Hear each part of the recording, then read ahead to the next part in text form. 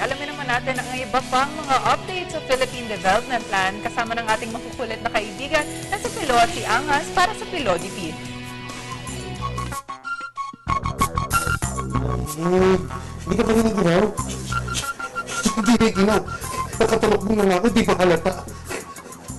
Sunod-sunod ng bakit. Teka na, tayo ko muna. Isara mo yung pinto, dali. Teka, isa na. Para saan? Para di makapasok yung bagyo. Puro kakalokohan eh. Mabuti pa yung ihanda mo na yung sarili mo. Para saan naman?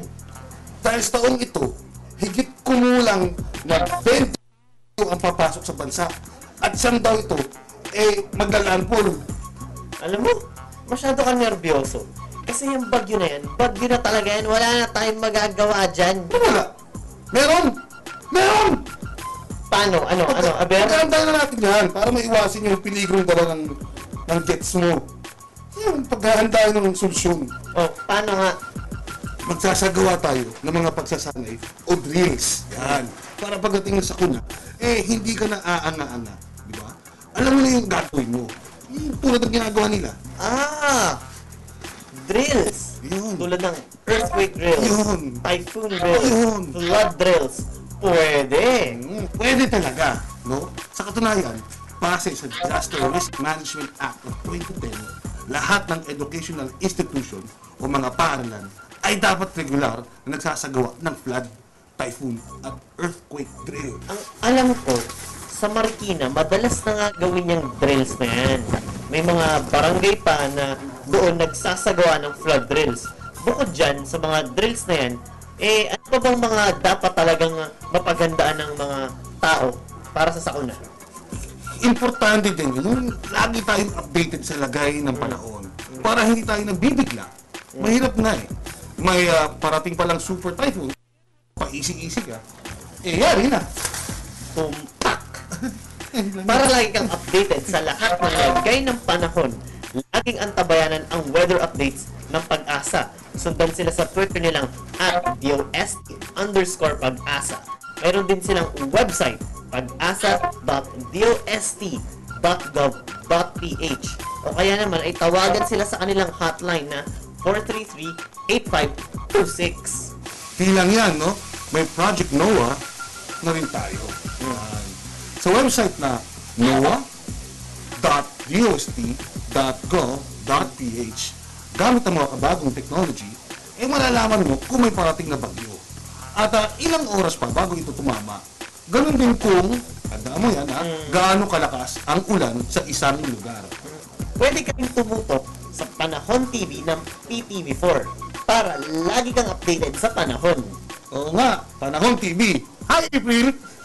Kung alam mo, yung magkakaroon ng mga pagbaha sa mga susunod na oras, dito, maghanda ka ng lumikas. Yan. Kung yung lugar mo mabilis bahain, antabayaan mo na rin yung mga flood warnings mula sa otoridad.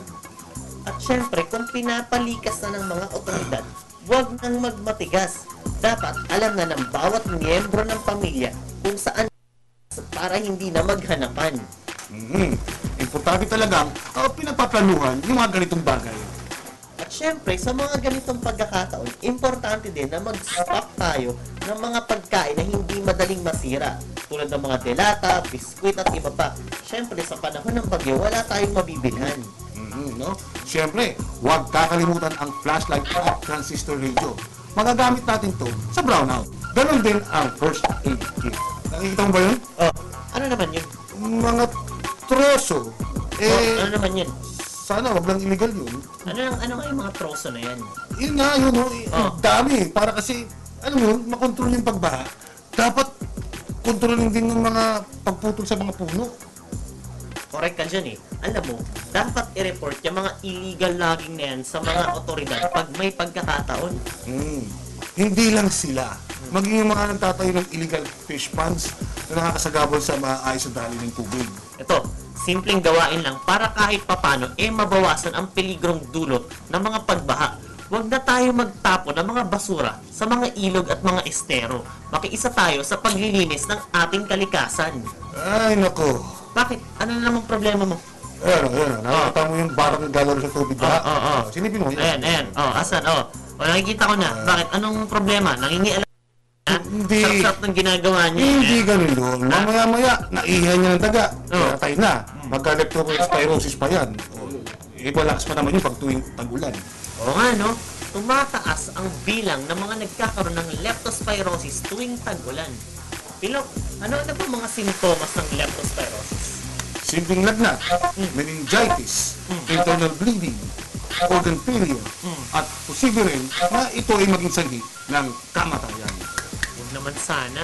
Sana. Pero alam mo, kaya habang maaga pa, iwasan na natin ang sakit na to. Kung may sakit ka, naku, hindi ka makakapagtrabaho ng maayos. Maiiwan ka sa pag-asenso. Anong dapat natin gawin? Sawayin yung bata na yun. Huwag hayaan ang mga bata maglaro sa tubig baha. Alam mo, bukod sa madumi, posibleng naihian yan o nadumihan ng mga daga. Naku, mamaya may sugat yan. Patay. Good luck. Naku.